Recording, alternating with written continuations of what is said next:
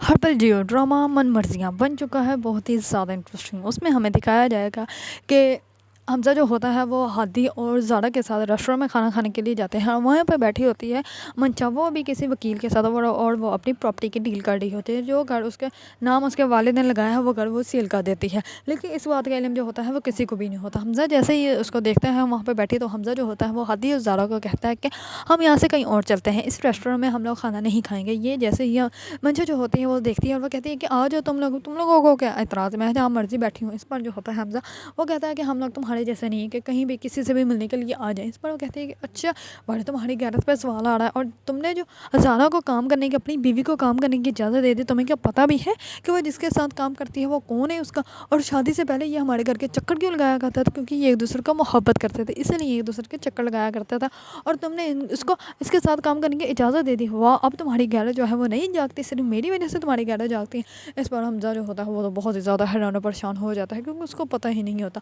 और ज़ारा जो होती है वो मंशा को कहती है कि तुम यहाँ पे क्यों तमाशा लगा रही है। इस पर जो होती है मंशा उसकी बात को ही इग्नोर कर देती है। हादी जो होता है वो कहता है कि यहाँ से चलते हैं, यहाँ पे रुकने का कोई फ़ायदा नहीं। इस बार वो लोग सारे जो होते हैं वो वहाँ से चले जाते हैं। दूसरी तरफ मंशा जो होते हैं वो प्रॉपर्टी की डील अपनी कंप्लीट कर लेती है और वो अपना घर जो होता है वो सेल कर देती है। मंशा के वाले जो होते हैं वो घर में अकेले होते हैं, इतने में उसकी करती है बहन उसको कॉल, हमज़ा की वालदा, और कॉल करके कहते हैं कि भाई आपकी तबीयत ठीक है। इस पर वो कहता है कि हाँ ठीक है। इस पर वो कहती है कि आपको अपनी बेटी की शादी कर देनी चाहिए वरना अगले जहाँ जाकर हम लोग क्या मुँह दिखाएंगे। इस पर वो कहता है कि अगर ज़बरदस्ती शादी की तो क्या वो मान जाएगी। इस पर वो कहता है कि आपको अच्छे से पता है वो आपकी बात नहीं मानती है, ना ही मेरी बात मानती है, तो मैं क्या करूँ। इस पर वो कहती है कि अगर उसकी ज़बरदस्ती शादी करवानी पड़ी तो वो भी करवा देंगे। इस पर वो कहती है कि अच्छा तुमने अपनी दवाई खाई, तुमने खाना खाया। इस पर वो कहता है कि हाँ आपा मैं थोड़ी देर तक खाना खा लूँगा, अभी मेरी तबीयत ठीक नहीं। इतने में ही मंशा के वालिद जो होते हैं वो बाहर आते हैं। तो मंशा जो होती है वो ऑलरेडी टेबल लगा के खाना खा रही होती है और अपने वालिद को देखकर कहती है कि आज अबू खाना लग गया है। इस पर वो कहता है कि नहीं मुझे अभी भूख नहीं है और तुम जो है मेरी ज़हमत मत किया करो। इस पर वो कहते हैं कि अच्छा ठीक है नहीं खाना तो मत खाएं, पता नहीं ऐसे लोग जो है वो मेरी ज़िंदगी में क्यों जो मुझे तंग करते रहते हैं। आप लोग को नहीं खाना खाना तो ना खाए, मैं खा लेती हूँ, मुझे क्या। इस पर जो होते हैं मंशा के वालिद बहुत ज़्यादा हैरान और परेशान हो जाते हैं।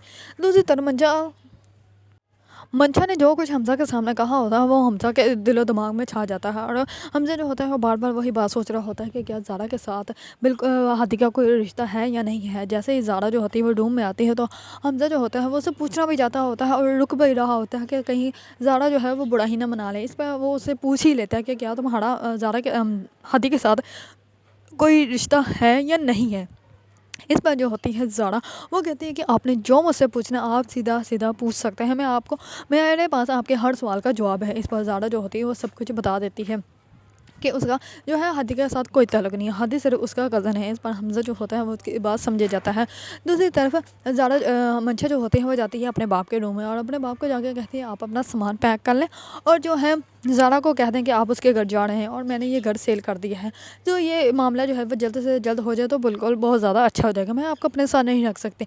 इस पर ज़ारा मंशा के वाले जो होते हैं वो अपनी बेटी को आवाज़ देते हैं मंशा, लेकिन मंशा जो है उसकी आवाज़ ही नहीं सुनती और वो इतना कह के वहाँ से चली जाती है और मंशा के वाले जो होते हैं उनको हार्ट अटैक आ जाता है और वो वहीं पर मर जाते हैं।